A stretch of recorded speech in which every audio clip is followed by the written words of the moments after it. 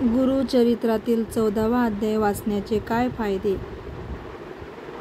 श्री स्वामी समर्थ. नमस्कार मैत्रिणींनो, बऱ्याच जणांना माहिती नसते की गुरुचरित्रातील 14वा अध्याय का वाचावा किंवा कसा वाचावा, त्याचे महत्त्व काय, हा अध्याय वाचल्याने काय फायदे होतात, अध्याय वाचताना संकल्प कसा करावा, किती दिवस वाचावे, हे आपण आजच्या व्हिडिओमध्ये जाणून घेणार आहोत. तुम्ही जर माझ्या चॅनलवर नवीन असाल तर व्हिडिओला लाईक करा, चॅनलला सबस्क्राईब करा आणि कमेंटमध्ये मला श्री स्वामी समर्थ नक्की लिहा.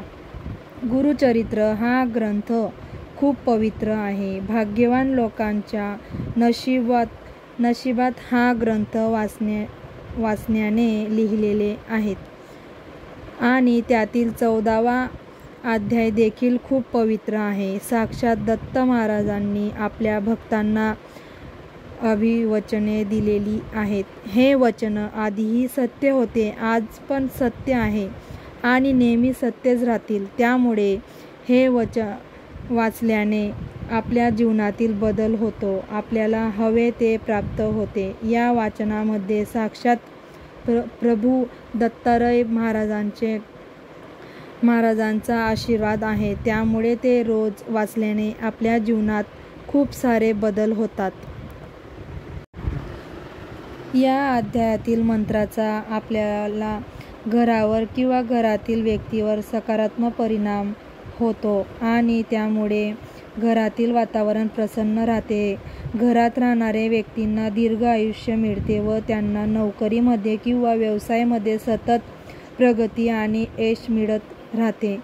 त्यामुळे हा अध्याय घरातील एका व्यक्तीने रोज वाचावा.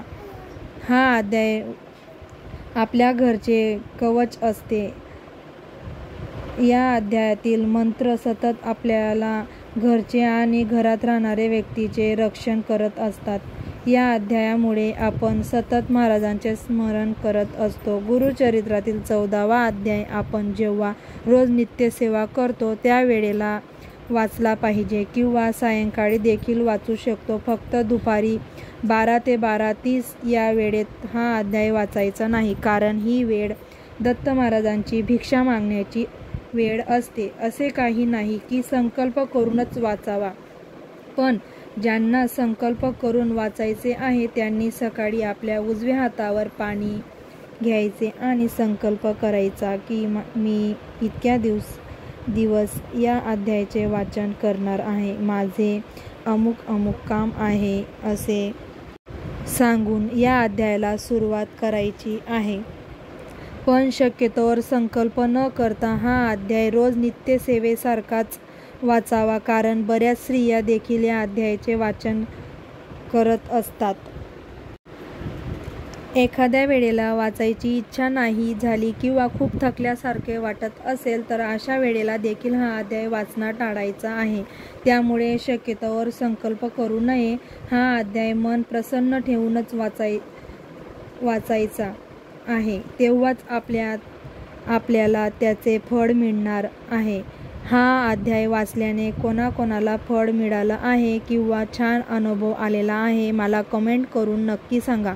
व्हिडिओ आवडला लाईक करा, शेअर करा व सबस्क्राईब करायला विसरू नका, कारण तुमची एक लाईक मला अजून असेच नवनवीन व्हिडिओ बनवण्यासाठी प्रोत्साहित करते. श्री स्वामी समर्थ. जय जय स्वामी समर्थ. धन्यवाद.